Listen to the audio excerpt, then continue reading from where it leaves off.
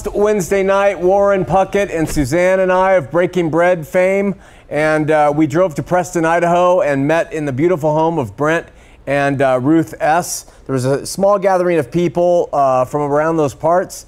We had two couples from Preston, and two women drove from 50 miles away, and another woman who lived locally, and a couple from Logan, Utah. Total of 12 gathered in the living room of this home, and all having been LDS, and all having come to see the facts of the faith, most walking from the faith to some degree or another, and into a relationship with the Lord Jesus Christ.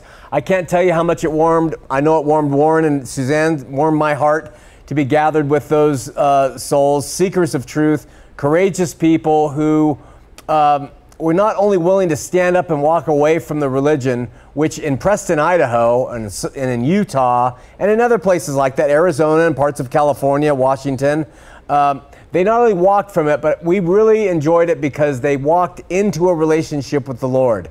And, you know, we've always never been about just come out of Mormonism, because when you do that, we get atheists. So it's always been come out, and the reason you come out is because you've come to know who the Lord is. So there was a gathering of the few who found and who have been alienated by their communities. They alienated by family, alienated by friends, and the desperation in that small group was palpable. You could hear, there was tears shed about how difficult it is to go through this process. So we thank Ruth and Brent for opening up their lovely home to this event, and we encourage other people all over the states, as led by God, to do the same. So within hours, I watched it. Within hours of meeting each other, I'm not a real social butterfly. I do very little socially. But Warren and Suzanne are very fellowship oriented, and I watched a community of people really get knit right then. They shared numbers, they talked openly, and it was a beautiful thing.